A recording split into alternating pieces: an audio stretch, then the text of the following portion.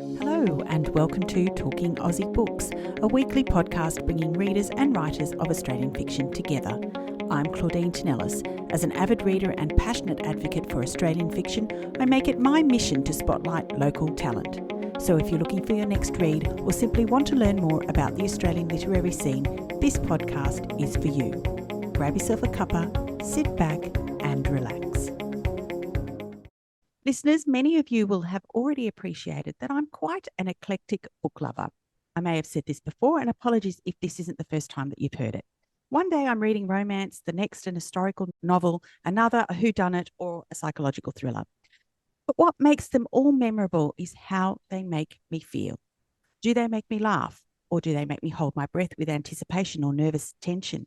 Do I feel hopeful when I read it, or do they make me cry and therefore become indelibly printed on my heart forever after? And the book I'm introducing you all today falls into the latter category. Saving Charli was written by Victorian-based author Di Walker. Di has written two other books, Unpacking Harper Holt, released in 2018, and Everything We Keep, published in 2021. Until Saving Charli, I hadn't read any of Di's work, but that's something I'm going to have to change in the near future. Saving Charli, published earlier this year, is a middle grade novel about a set of twins and their school friends as they finish primary school and begin their first year of high school, trying to navigate a momentous change in their collective lives at the same time. Exploring friendships, family, love and loss, it's a tender, insightful, beautifully written book which can be enjoyed by adults and kids alike. And so it is with great pleasure that I welcome Di to the podcast today. Hi, Di. Hello, Claudine. I am so moved by that introduction. Thank you so much. Thank you. And congratulations on the release of your third book. What amazing reviews it's been getting, and so completely deserved. How are you feeling? I'm feeling really pleased at the moment with this book. You're right, the reviews and the feedback I've got so far has been amazing and really heartfelt. There's one in particular that I actually teared up when I was reading it because the response was so beautiful. So, yeah, I'm feeling really, really great about this one. Oh, that's so wonderful to hear. Now, you and I know I've spoken to you about this before, particularly when I did finish the book, that I was moved to tears throughout this book. And it's just a testament to your ability as a writer to be able to move readers in this way. Absolutely stunning.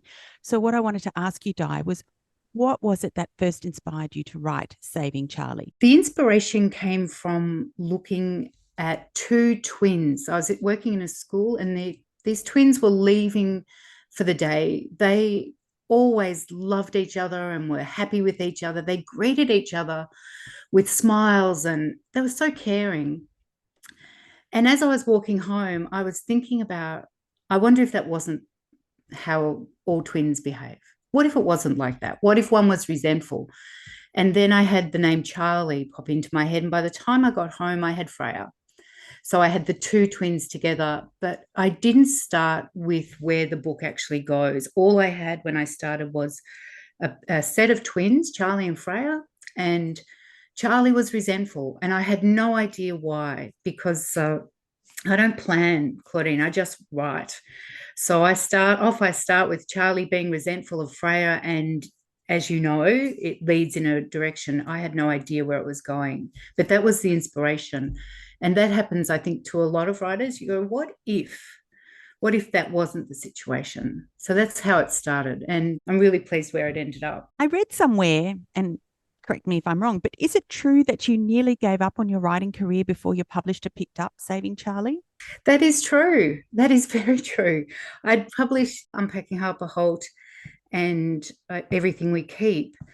And Saving Charli, I called my problem child. I hadn't been able to get it to gel. I thought maybe it just wasn't working. Was it going too far? Like there's a whole lot of things. And I'd sent it to my publisher, but I hadn't heard back. And so I just thought, well, that's it. I'm done. I've got two novels. How great is that? Two novels on the shelf.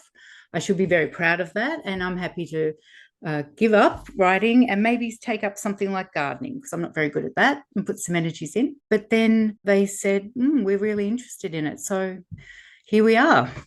Oh, and aren't we all just so glad that that's what happened Oh, and that you thank you. didn't give up? Yeah, no, and it's given me the motivation to keep going. So I've got a couple of other little things happening.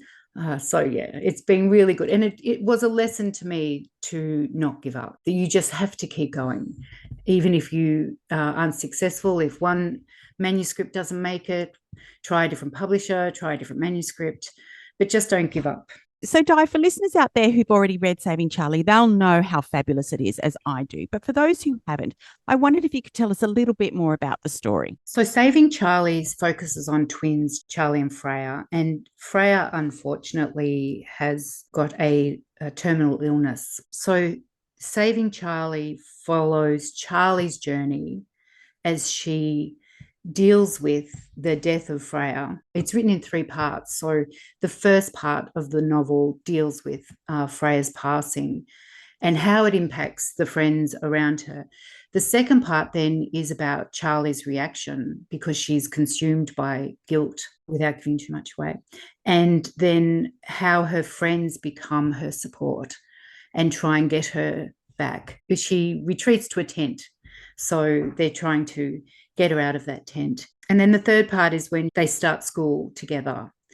And I think by the end of the third part, you realize that Charlie is going to be okay, that the grief process isn't by any means over for any of them, but you know that she's going to be okay, which is a very important thing to do for middle grade readers, is to end with that sense of hope. I absolutely felt that it was a hopeful novel, despite dealing with some fairly serious themes, I would say, Yeah. but ultimately a very hopeful novel.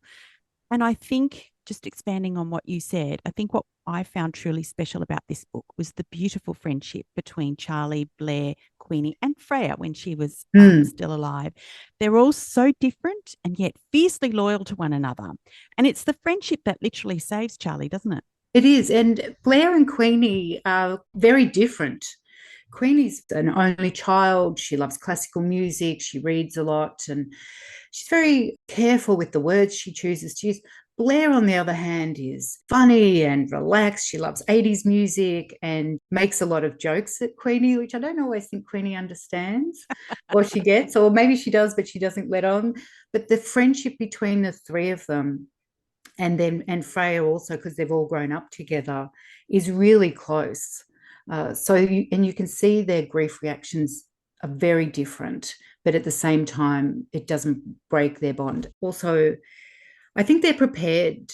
Queenie and Blair are prepared to let their friendship with Charlie go to try and save her. You know, it's that dilemma of if we push too hard, will we push her away or will we save her? So there's that real balancing for them. But yeah, I have to say, Blair just cracks me up. She is so funny. She's so funny. I think they're all marvelous characters in all their different ways. I want to come back to their different points of view a little bit later in the interview. But I wondered, in your work as a teacher, how important you felt good friendships were to a child's ability to navigate school and difficulties in their lives in general. I've taught in primary and secondary, and when I talk to students, it's about their friendships. I know it's about maths and it's about literacy and it's all about those things, but it's also about the friendships they form.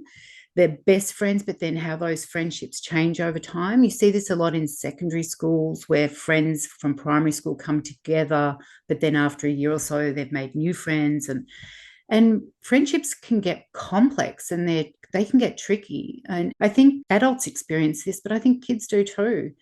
And it's important to explore that, I think, for middle grade readers, that friendships don't fall into the same categories, that people are different, and that you can be different and still maintain strong friendships with people who are different from you. So I think the central theme of my three novels is all about the power of friendship. As you alluded to earlier, the book is written from three different points, or four different points of view, I guess.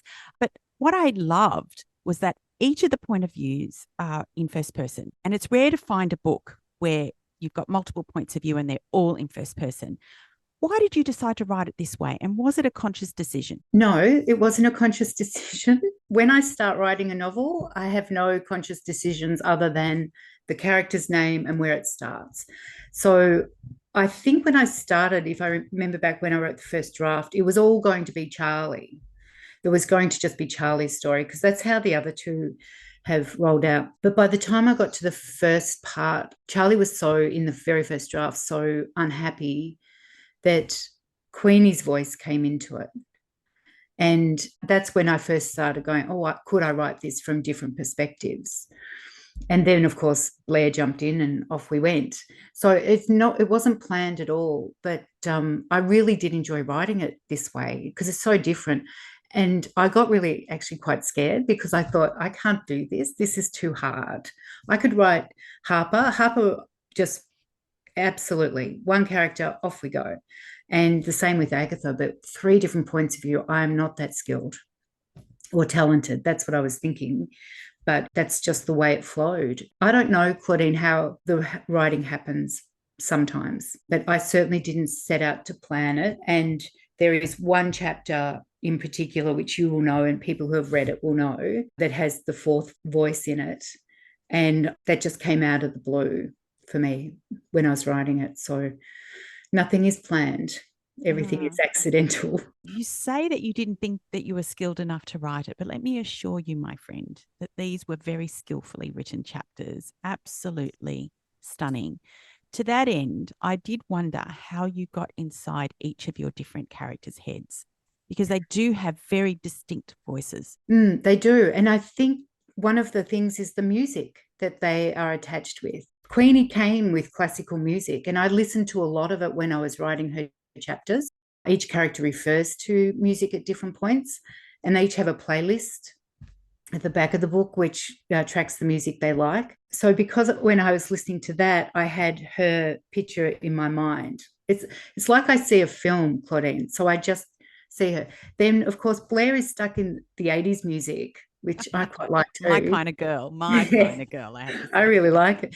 That's just a different feel altogether. So I think that's how that worked. And then, of course, Charlie is a swimmer. So she swims. That's where she gets her thing. And she sort of tolerates 80s music and she tolerates other stuff. I think because what they like is so different, when I picture them, they come out differently. Does that make sense? Yeah. Yeah. And there's Ralph as well. Did you remember Ralph, who's at the bus stop? And I just picture Ralph like standing there at the bus stop, just sort of, yeah, this is the way the world works. And he's got his own voice as well. So turned out to be a little bit of a hero, our Ralph. Isn't he great? I love the way he gets it. He gets all of them. He flies under the radar a bit. I think people just don't appreciate what he's got, but he's really insightful. He's got Freya worked out. He's got Blair worked out. Yeah, I like Ralph. As we alluded to before, Di, there are obviously some very deep and serious issues that you've explored in this book: grief, guilt, shame, to name a few. Yeah. There are many moments of levity that make this book so much more than an exploration of grief. Is that something you were conscious of while writing, trying to balance out the serious with the lighter moments? It's something I learned when I wrote Unpacking Harper Holt. The editor I was working with then at Walker Books, Nancy Coniscu, she said to me during the editing process, there's too much sadness. You need to give the middle, because you have to remember that it's a middle grade audience. You have to give the middle grade audience a breather. And so through the manuscript, through the editing, she'd say, I think this is going too far, or you need a break here. Yeah. And so when I go and read Harper now, I know the exact spots I went in and put the little bits of light relief so that the reader can go, oh, rightio, that's funny, or that's everybody's happy at the moment. And because grief is like an unpredictable wave or whirlpool, I suppose. That's what I learned from Harper. So I've been able to do that in the other two. What I do, though, is I just write it. So Saving Charli took 6-7 weeks to write. So I just go straight flat out. And it's in the editing that I go back and I go, oh, I need something here, or I need something here. And the feedback I get from people who I give the manuscript to, where they tell me it's too much or needs a bit of a break. Yeah, fair enough. So much of Charlie's grief over her sister's death is wrapped up in guilt, believing that she had some part to play in Freya's death. That's a huge burden for a young child to bear, isn't it? Yes, it is. It is. And it comes from her overhearing something that she misinterprets. And then she looks back at her memories and misinterprets many of those as well. And then that all comes together for her to say, this is all on me, and blames herself. And yet no one around her has ever said, this is your fault. It's just how she has interpreted her history with Freya as well. It's when her parents do get that opportunity to sort of say, hey, wait a minute, that's not exactly what happened. But I think that's fairly real life for all of us, Claudine. We look back and we say, this was how I experienced that. Or this is with my adult brain, how I now interpret my childhood or that interaction. And so that's what Charlie does. Yeah, her grief is real. Her grief is really very deep. I think that makes it harder for Blair and Queenie to understand because they don't see it as her fault at all. That grief, I think, for Charlie is something that possibly many people experience without really understanding possibly where it comes from. Because grief is complex. Grief is very Absolutely. complex. And you see this in each of the characters. They grieve in very different ways. Families grieve differently. I really felt for Charlie. And, you know, one little snippet, one little thing she's overheard. And of course, Blair has overheard something as well. She hears something the nurses say when she's pretending to fake read outside Freya's hospital room. She knows something as well. It just got me thinking about the disconnect between how kids and adults view the world, you know, because as you said, nobody saw what Charlie saw. Nobody thought what Charlie thought. And yet she internalized all of that and just put the weight of the world on her shoulders and, you know, contributed to this kind of like spiral. I remember a long time ago talking to a friend of mine who had a son with a disability, and she was worried about what she was putting onto her other children, that she felt that she was not neglecting them, but they weren't getting their fair share. And that sort of little thought came back when I was going through this as well, that for parents, balancing caring for a very sick child while still trying to balance it out for care for the other children or grandparents or whatever else, whoever else is part of the family. I mean, it's a massive juggling act, and it's very easy to be judgmental about it. It's very easy to say Charlie's parents sort of, you know, if you listen to Charlie, you can say, well, yeah, they let her down a bit because they did all this stuff to her, like ignored her or pushed her to the side or didn't give her a nickname or whatever. But that wasn't true. It is complex. There was much about how Charlie was feeling that was, I think, due to her irritation at not being allowed to be separate from her sister. In some ways, or without feeling responsible for her sister a lot of the time.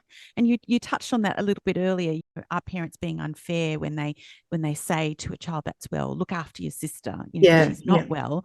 Do you think that these feelings were heightened for Charlie because they were twins, or do you think that she would have felt that way anyway? Oh, that's a very good question, because the twin thing is about, can one be separate from the other one? Like, are you always connected?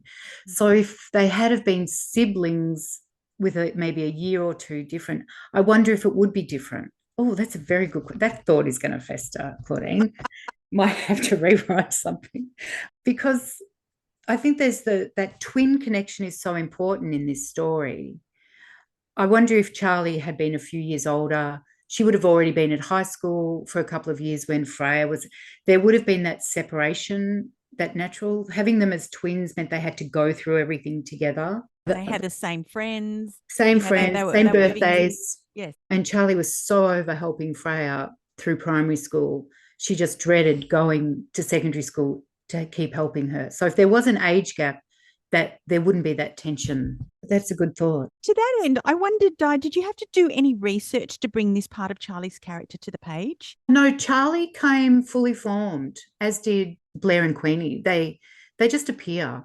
Ralph came fully formed as well. No, I didn't have to do anything to them other than, because Charlie is a swimmer and I'm not a swimmer, I relied on my neighbours who are swimmers to give me that feeling of what it's like to be gliding through. I had one of my neighbours go and test whether she could scream underwater for me and give me some feedback. So I got that sort of research. And for Freya, I have a friend who's a doctor. So I ran past her a few of the things that I was doing with Freya. So that's the sort of research I've done for this one. It's more about just hooking into people around me. I used some friends or colleagues at school who are language teachers and readers themselves as well. So it's very much people around me who give me that information. I also do use a editing service, manuscript assessment, Flying Pants Editing, who focus on it. And I sent them Everything We Keep. I've sent them a couple of other manuscripts. And I said, I'm just going to send you Charlie because it doesn't work. It's my problem child. And their feedback was fantastic as well. They were the ones that said where they sort of fit, what the themes were, but that something quite wasn't happening with Charlie. So that's how the swimming got developed a bit more. So that's about the extent of it. For the other two, for Everything We Keep, I had to do a deep dive into hoarding because it's about hoarders. So I did have to do a lot of research for that one to make sure I was being quite authentic with that. And with Harper, I had to do a bit more research on things like the South Melbourne market and Melbourne itself. I don't live far from Melbourne, but I wasn't familiar enough. So I took a train trip down there one day and made sure I could sort of see what those small details that you can put in. That's about the extent of my research. You mentioned earlier, Di, that one of the wonderful aspects of this novel was the music. Music threads its way throughout this story in the form of Queenie's violin playing, but also Blair's passion for making playlists for everyone. And I love that you actually made those playlists for each of the girls, which I happened to look up on Spotify and download. But I think Queenie's was my favorite. She had a bit of everything. I mean, I'm a total 80s girl, but what I loved about Queenie's playlist was that she had a bit of everything: classical, contemporary, opera, jazz. But the piece that was common to Charlie, Freya, and Queenie's playlist was Lullaby by William Herfeld. Yes. Which I found just stunning. It Isn't it literally beautiful? undid me when I played it. It undid me. And I could just see Queenie on her violin and her mum on the cello playing this. So I wondered, did making these playlists help you flesh out the girls' characters? I think you might have said this before. Yes, because the playlists are so connected to the characters. But I had to do a lot of research. Now, going back to research is what I should have said. I had to do a lot of research on the music. When I was writing, say, Blair's chapters, I sat and looked up, like Googled, 100 most popular hits from the 80s, and then I wanted Australian hits from the 80s. And I was listening to snippets. Then I'd take down titles and little bits of music which they could quote, because sometimes they quote things to each other. So I did all of that. And then when I was doing Queenie's and I was listening to classical music, because I'm not a huge classical music listener, and I came across that Lullaby and I was just like, oh my gosh, that's amazing. And there's one particular chapter near the end of part 1 where they're all at the hospital, and I had that playing while I was writing it, just over and over, like on a loop, because I don't know what's happening. I actually physically cry when I'm writing, and it is a beautiful piece. So in the back of the book, there are the basic playlists for the characters, things that are mentioned. But if you, on my website, I've made the Spotify ones. And what if you picked it up, because Queenie's actually she's very like 80s music, and she sort of rolls her eyes at it. But she actually has gone and found a few 80s music that she likes that maybe played on the violin or the cello. Like, she's been a bit sneaky. And I actually think she probably wouldn't tell Blair that she's done that.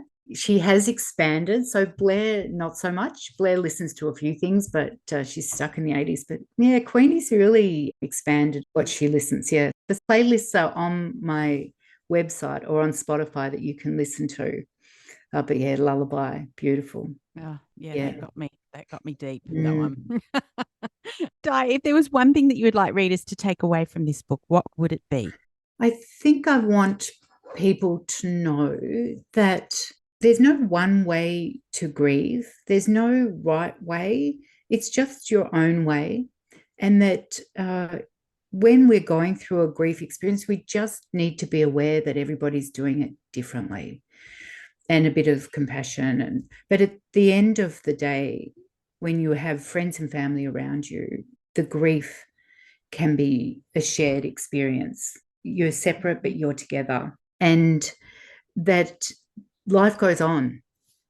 Oh, you carry it with you. And you can see that in the characters here, that they carry Freya with her. They will always have her with them. But life does go on eventually. But grief itself is complex. And the power of friendship is also something I think I want readers to remember, that friends are so important. I couldn't agree with you more. Such a beautiful, beautiful book. Do you think that we're going to see more of Charlie, Blair and Queenie in future novels? Oh, have you thought about it? Yeah, I'd love to hear more from them. I'd love to know Mm. how they're going. I want to know how they navigate high school. What other challenges are going to come their way? What does Charlie do with her swimming? What's happened? Because we just started to know about her and her passion Yeah. for swimming and where that might take her. But yeah, I was very interested to know. When Harper came out, a couple of people asked me if there was going to be a follow-up to Harper. And I said, I can't do anything more to Harper than what I did to her in that book. Like, she went through a big experience. And I think she's all right. Same thing happened with Agatha, that people's like, so what happens next with Agatha now that she's sort of found her place? So I have no idea what happens next. I just assume she's all right. And so I hadn't really thought about whether these three characters would appear again in another book. But for the second time in this interview, Claudine, you have given me something to think about that may just end up being something.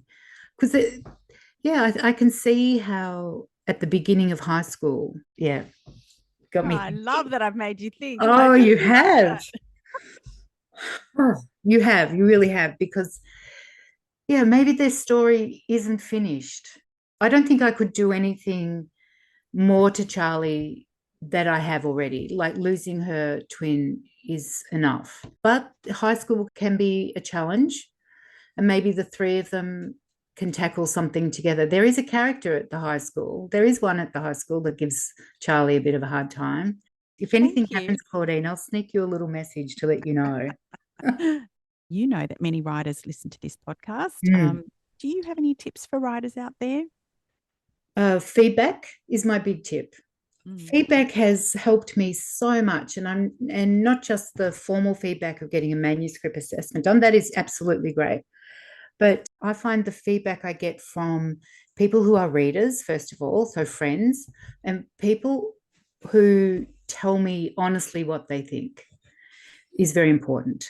And I also get feedback from, because it's middle grade, I always try and find a middle grade reader who can read the first draft and let me know what they think. So I just find feedback to be such a powerful tool. The other tip I have is that there's no right way to write. I thought you had to plan everything out and have it all researched and have everything all worked out before you started. That's not how I write at all. And so if there are writers who are maybe struggling a little bit or not sure, just maybe try something a bit different. I write in the mornings. I cannot write in the evenings. I thought I could, but I can't. I have to write in the mornings. So you find your own style of writing. So that's my tip. Do it your way and get some good feedback. Fantastic. Thank you so much for sharing. Wonderful tips. Pleasure. If listeners wanted to find out more about you and your books, where can they find you? I have a website, Di Walker Books, and I'm also on Instagram, Di Walker Books. So they can follow me there and find out about it. But they're the two places. And my books are available online and in good bookshops. And libraries too. Don't forget libraries. They're fantastic. Yeah. Thanks for reminding us. Absolutely. You don't have to go out and buy a book. I mean, if you can find it in your local library, authors still get paid, which is wonderful. Yes, fantastic. That's brilliant. Di, I can't tell you how much I love this book, and I certainly hope you don't give up on writing. Thank you very much for joining me on Talking Aussie Books today. Thank you, Claudine. It has been an honour. I'm such a fan of the work you do.